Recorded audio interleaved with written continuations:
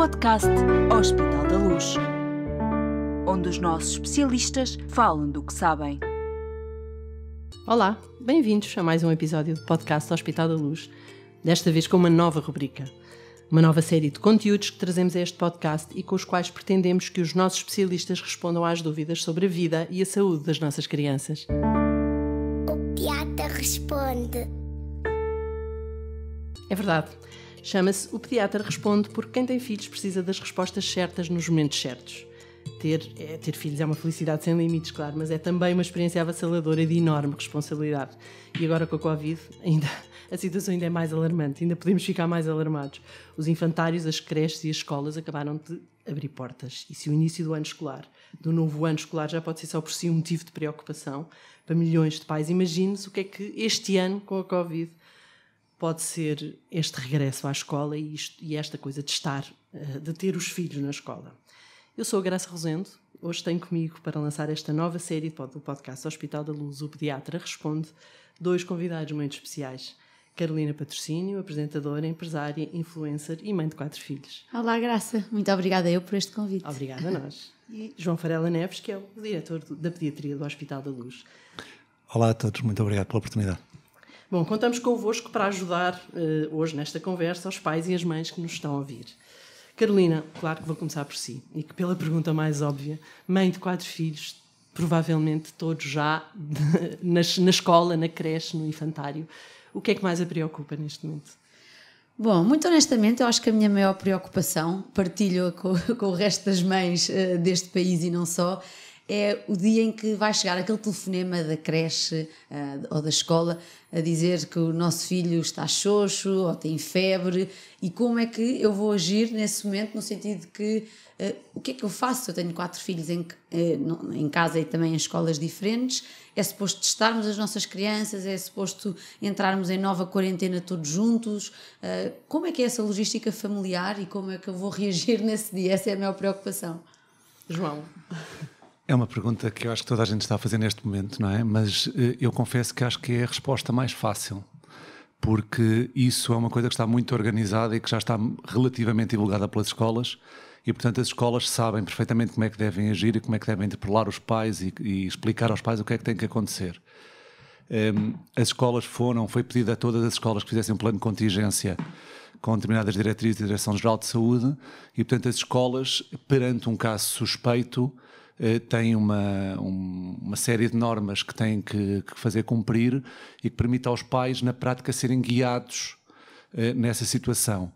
Isso, admito que mais à frente possamos abordar este assunto um bocadinho mais pormenorizadamente, mas na prática o que acontece é que as crianças que têm algum sintoma são avaliados na escola, é feita uma chamada para a autoridade de saúde, é feita uma chamada para o encarregado de educação, e depois é desencadeado uma série de processos onde o caso é validado ou não é validado, e a partir daí, sendo validado, faz teste, é feita o isolamento dos contactos e segue-se tudo normalmente.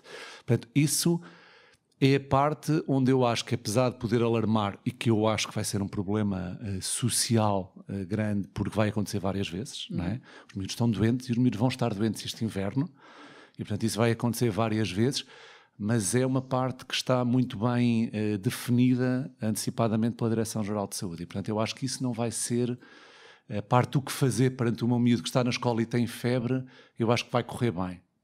Depois, como é que as famílias reagem a isso é que já é outra conversa, não é?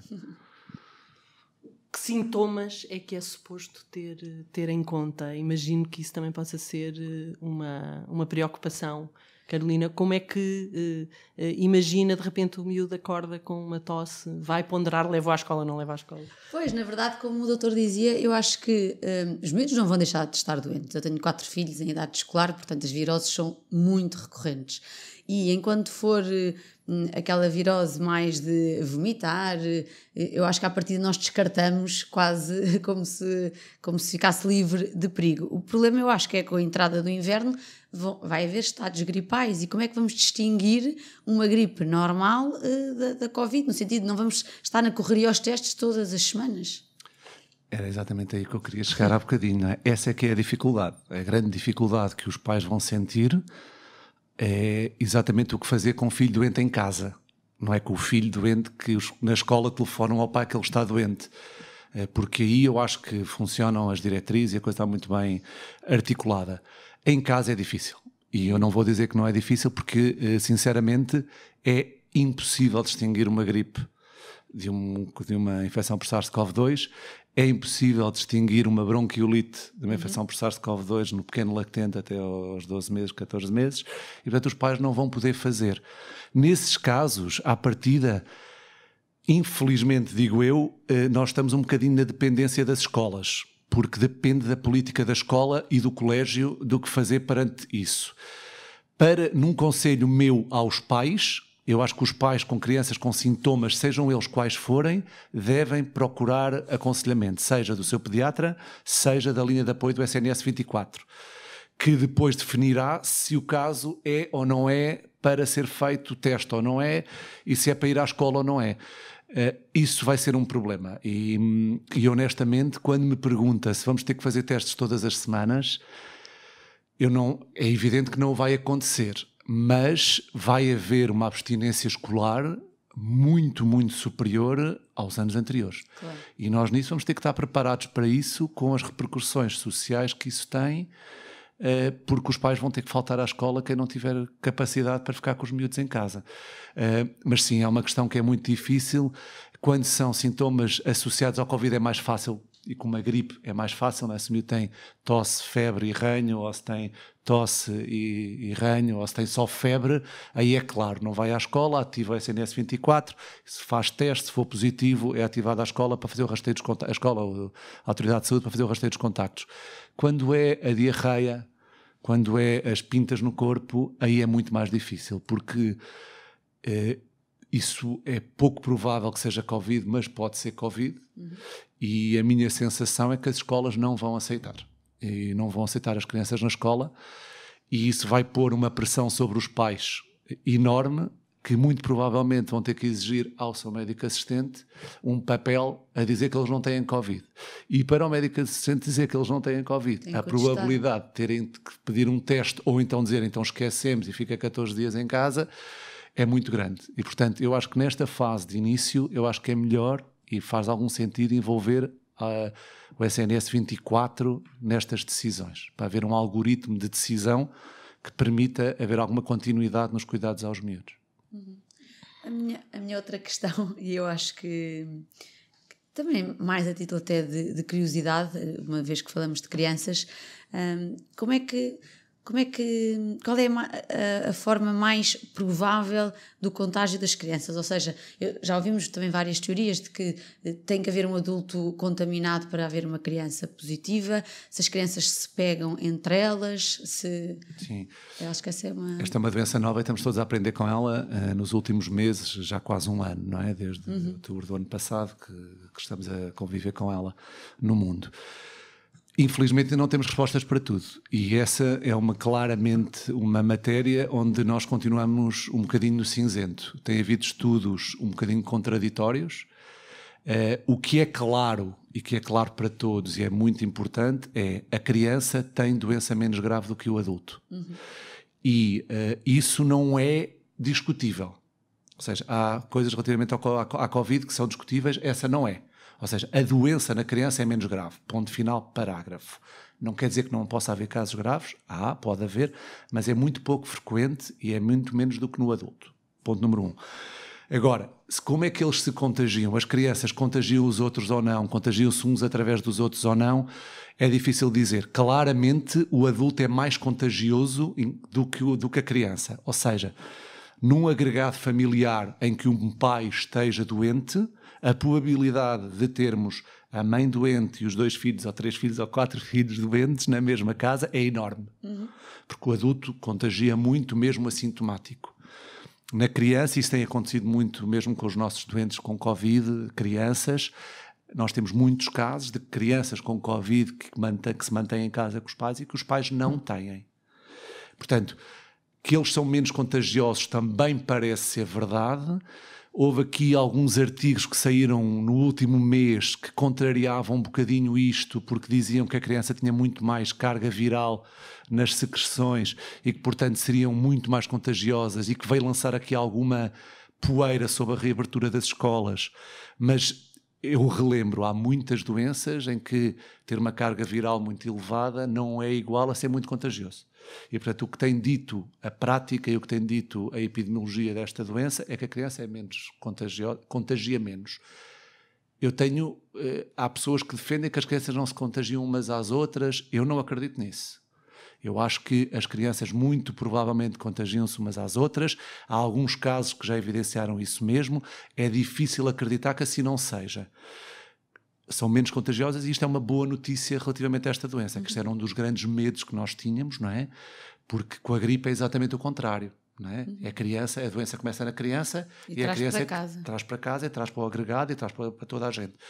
E eu posso-vos dizer que eu defendi que isto não seria diferente e que provavelmente nós íamos ter isto e que ia ser uma situação dramática para esta altura, que nos ia dificultar muito uma decisão de abertura das escolas.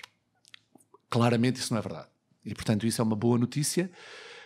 Se nós soubéssemos que a criança não contagia avós nem pais com doenças crónicas, estaríamos muito mais felizes. Novamente, eu não acredito que isso seja totalmente verdade. Admito que sejam menos contagiosos, mas que vão haver alguns casos de contágio, ou vários casos de contágio, haverão seguramente.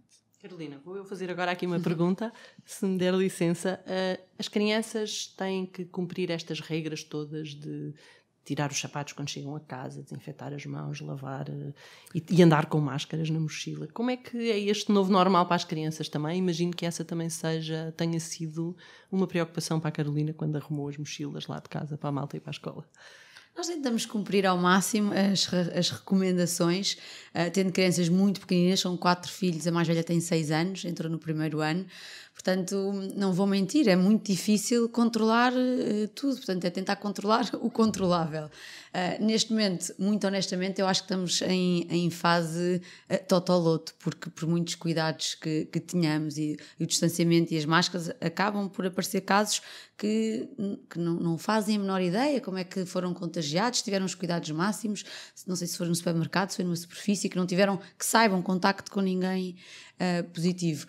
Portanto, não posso perder demasiada energia a tentar controlar aquilo que também não consigo. Na escola tenho mais pena por ter a minha primeira filha no primeiro ano, e acho que é uma experiência muitíssimo diferente, porque o primeiro ano deixa de ser um marco na carreira académica dos miúdos, e é um primeiro ano mais triste, mais solitário, em que eles funcionam em bolha, portanto ela não tem contacto com miúdos das outras turmas do mesmo ano, portanto é um primeiro ano mais mortiço, por assim dizer, em que ela não tem acesso a todos os pátios do recreio, em que os pais não podem participar ativamente a dialogar com a professora, quer dizer, eu via a professora assim ao longe, no primeiro dia, portanto, aquele recado rápido de é para levar os livros, é para levar o trabalho de casa, não existe, é por e-mail, e nisso é onde eu sinto a maior diferença e onde me entristece. Agora, é impossível estar em cima deles com a história das máscaras ou descalçar, muitas vezes nem sequer estamos em casa, portanto é controlar o que é controlável. Eu sublinho isto e 100% de acordo. Eu acho que muito disto depende das dinâmicas familiares de cada um, muito disto depende da forma como cada um de nós olha para a doença e perante uma coisa nova, pessoas que reagem com mais medo, com menos medo e com mais ou menos capacidade de gerir as coisas novas.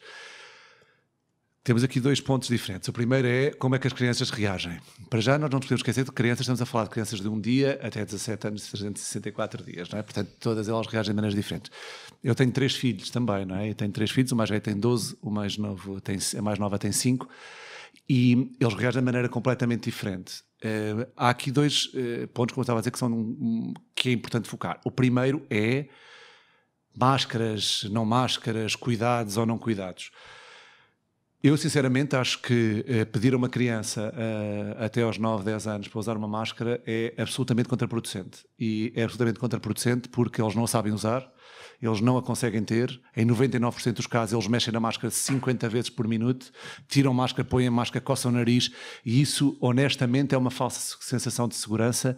E, portanto, aí estou de acordo com as recomendações da Direção-Geral de Saúde, que até ao 4º ano eles não têm que usar máscara para estar na escola. Relativamente a casa e o que é que fazemos com as crianças quando chegam a casa, novamente, eu acho que já todos nós passamos por várias fases ao longo destes últimos meses, não é? Já quase todos nós tivemos os sapatos que ficam fora de casa, a roupa que fica não sei o quê, e que neste momento temos vindo progressivamente a deixar de o fazer. E deixamos de o fazer de uma forma que eu acho que é mais ou menos inconsciente, mas que eu acho que tem algum fundamento, não é? Porque ninguém consegue viver assim muito tempo. E, acima de tudo, as vidas têm que retomar alguma normalidade. Se nos dissessem, com toda a certeza, quem não tirar a roupa, não a lavar, quando chegar a casa e deixar os sapatos de fora, vão todos ter Covid, e desses há uma probabilidade de 30% de morrer, quer dizer, eu acho que todos nós fazíamos isso, não é? Claro. Agora, compreender que a doença, numa grande maioria dos casos, na criança de certeza, e na grande maioria dos adultos, é uma doença benigna, eu acho que é uma informação muito importante. A forma como nós reagimos a isso perante estes caos, acho que depende de todo, acho que temos que cumprir as regras que nos são ditadas pelas autoridades de saúde, não é? A utilização da máscara nos sítios que a temos que utilizar, a lavagem das mãos e a desinfecção das mãos. Agora, de resto, eu acho que depende muito da capacidade que as famílias têm para gerir esta informação. Eu, pessoalmente, posso só dizer a minha realidade. Nós todos passámos a usar sempre o uniforme do hospital quando estamos no hospital, não é? Mas eu não troco de roupa quando chego a casa, eu não deixo os sapatos fora de casa, quer dizer, e já o fiz, não é? E já o fiz, mas acho que depende muito da forma como nós olhamos para isto. Eu acho que depende de quem tem avós a morar com eles ou não, depende de quem tem pais com doença crónica em casa ou não. Acho que não há uma regra para toda a gente. É uma questão de bom senso. Isso. Relativamente à escola, aí eu estou novamente de acordo com a Carolina. Eu acho que este é um ano muito invulgar. Eu sublinho total necessidade dos miúdos voltarem à escola, e acho que isto é mandatório e não havia como eles não voltarem. Estou completamente de acordo relativamente às regras para os encerramentos da escola serem muito reduzidas e serem limitadas a casos muito particulares, em que há um surto que não é controlado, digamos assim, e que tem previsto a criança que sai, a turma que sai, aquele bloco que sai, só depois a escola toda. Eu acho que isto é muito importante porque as crianças têm que voltar à escola. E nós não nos podemos esquecer que o que se está a passar agora vai ter repercussões, e vai ter repercussões no imediato para algumas crianças, nomeadamente para o adolescente, para a criança dos 12, de 14 anos, para o adolescente um bocadinho mais velho, e vai ter muitas repercussões para a criança, daqui a uns tempos, para a criança em idade pré-escolar e para a criança em idade escolar. O primeiro ano é um ano muito difícil, em que a criança de repente tem rotinas que não tinha antes, tem uma secretária, tem que estar sentada não sei quantas horas, e não vai ter o convívio e não vai ter o acompanhamento, o suporte da família que tinha antes, não é? Como a Carolina diz, os adultos não podem entrar na escola, e quando me perguntam, mas isso faz sentido? Faz todo o sentido. Porque nesta doença quem faz a transmissão é o adulto. Se nós queremos que as crianças vão à escola, nós temos que manter as escolas sagradas, e portanto é o adulto que as vai contagiar. O adulto assintomático contagia, portanto não há volta a dar-lhes, que os adultos têm que estar fora da escola, a não ser os profissionais que lá trabalham. E portanto vai ser um ano muito difícil. Compreendo menos bem as restrições que são impostas relativamente aos recreios e que são impostas relativamente aos espaços comuns da escola. Respeito, não foi uma decisão fácil, foi uma decisão muito pensada, com os prós e contras, mas novamente, assumindo que o veículo principal, não digo que não seja um veículo, mas que o veículo principal não é a criança, eu compreendo com alguma dificuldade porque é que eles não podem estar juntos a brincar. E a aula de ginástica, por exemplo? Na aula de ginástica com contacto físico, de acordo com aquelas recomendações, eu entendo melhor, não é? Porque aumenta o risco de contágio e, portanto, quando há maior proximidade, mesmo os menos contagiosos são mais contagiosos. Mas o brincar no recreio, confesso que acho que vai ser um problema, e eles vão, de facto, ter um usufruto menos bom e uma memória menos boa da escola neste período, e tenho alguma pena relativamente a isso. Acho que podíamos ter sido um bocadinho mais condescendentes, mas percebo que seja uma decisão difícil de tomar. O impacto desta, já tivemos a falar um bocadinho disso, mas não só desta questão de eles não contactarem tanto uns com os outros, mas nomeadamente da ausência escolar que provavelmente a muitas crianças vai acontecer, não é? O que é que pode ser um bocadinho mais concreto no que é que isto pode implicar em termos do seu desenvolvimento. Posso só fazer uma pergunta à Carolina? Como é que foi a sua experiência com o ensino à distância nestes meses que antecederam a pausa escolar? No meu caso não foi propriamente caótico, porque a mais velha entrou no primeiro ano agora em setembro, portanto estava tudo em pré-escolar. E eu confesso que libertei-me das obrigações dos Zooms e das videoconferências, porque, na verdade, na primária o que interessa é brincar e o convívio. Sendo que elas são muitas irmãs, tinham-se umas às outras. Depois, no avançar da pandemia, começámos a ter contacto com os primos mais próximos, que também estávamos todos na mesma casa. E, portanto, eu não cumpri, não assisti no sentido de ter a telescola presente, porque estava tudo até aos 5 anos. Não achei que... Verdade. Eu posso, não sei se... A minha experiência foi uma experiência difícil. A aquisição, eu tenho, como disse, um tem 12, o outro tem 8, um estava no segundo ano, outro estava no sexto. Por mais que as escolas tenham trabalhado, e acho que fizeram um trabalho absolutamente genial em contrarrelógio, honestamente, acho que é completamente...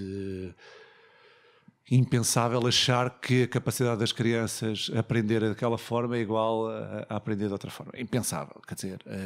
E, portanto, não vai funcionar por períodos prolongados. Agora, vai acontecer muito. Eu, sinceramente, tenho muitas dúvidas que isto não aconteça recorrentemente em todas as escolas de X em X tempo. Porque vai haver sempre nas escolas um ou dois casos suspeitos ou positivos e, portanto, que vai a turma para casa e as escolas vão estar preparadas. Acho que isto vai depender muito, o sucesso disto vai depender muito de como as escolas se conseguirem articular. Há muitas escolas e colégios que já têm um plano de contingência muito bem preparado com isto, com salas próprias para a telescola e que há de funcionar melhor, e eu admito que com períodos curtos funciona melhor. Outras que eu acho que vai ser caótico, porque as escolas algumas não têm condições para fazer isto de uma forma eficaz, não é? Portanto, acho que vai ser muito difícil. Falando das consequências a longo prazo, novamente depende muito do escalão etário, não é? Depende muito da idade da criança. Mas, em termos de relacionamento, em capacidade de perceber, a criança tem uma coisa que é a capacidade da criança perceber o que é a tristeza, o que são os sentimentos, é muito diferente de um adulto, não é? E a grande maioria dos miúdos da faixa etária, especialmente dos 6 aos 10 anos, das duas uma, ou são muito desligados, e estão desligados no sentido que são um pouco... vivem bem com o que têm, e portanto a coisa é o que é, e estou bem, esteja em casa, esteja na escola, esteja no recreio, as coisas fazem-se. E portanto, na prática, estes estão à espera para retomar a atividade, seja onde for. Aqueles que são que têm muita dificuldade em estar sem os outros e que não têm a sorte de ter irmãos em casa, esse eu acho que não têm capacidade para perceber o que é tristeza e o que é isto que eu estou a sentir, e que os pais têm muita dificuldade em perceber o que está a acontecer.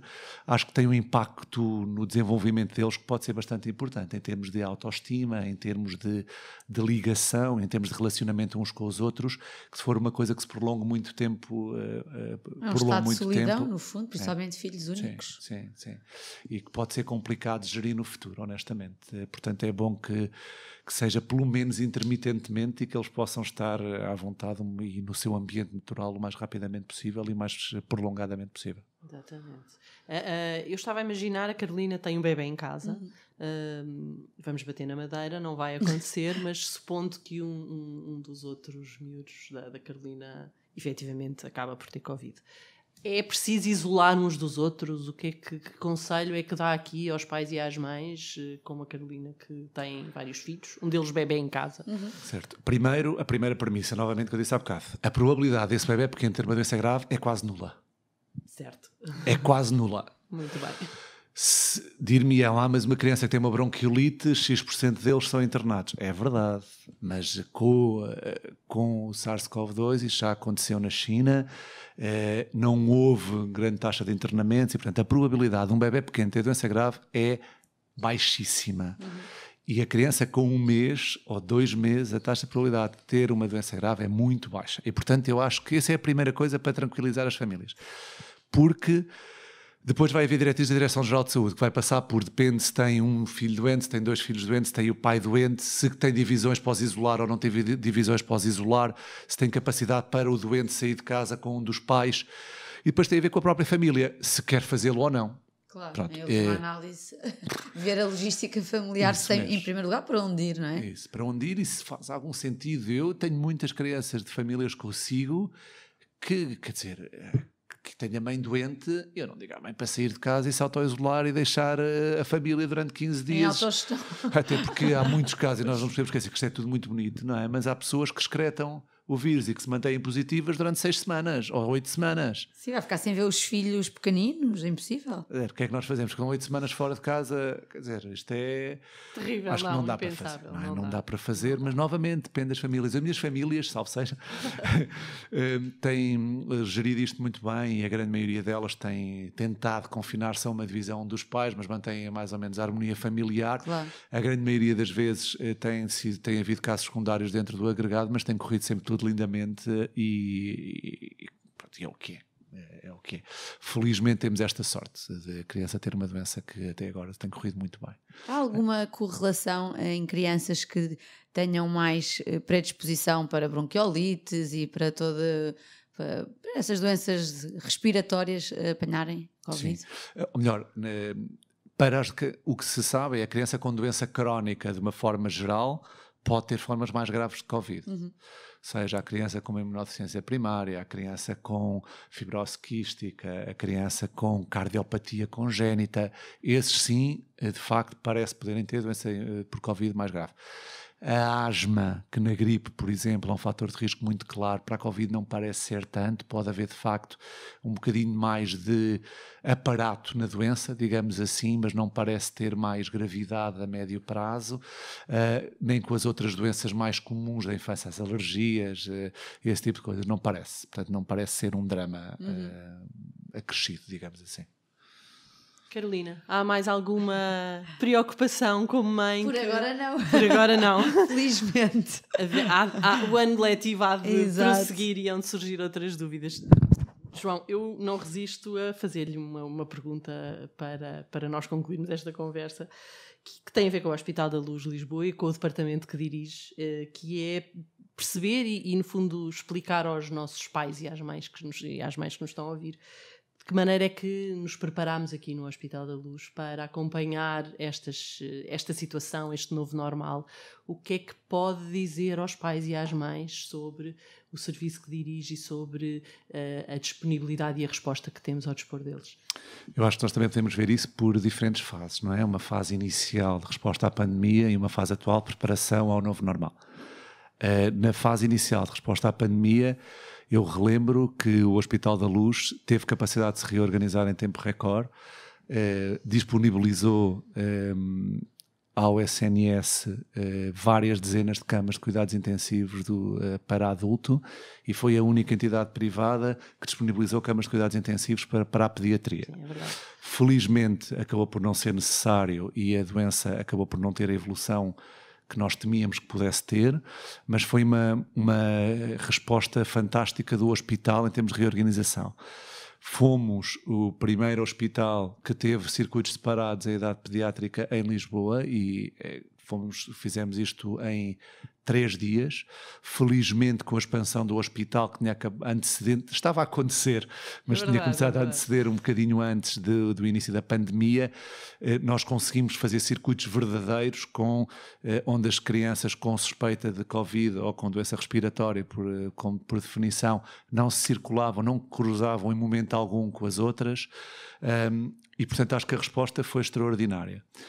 A partir de determinada altura mudou um bocadinho o paradigma, não é? E o hospital, pela evolução natural da pandemia no país e pela resposta da Direção-Geral de Saúde e pelas articulações com os privados, acabou por se tornar um hospital, Covid-free.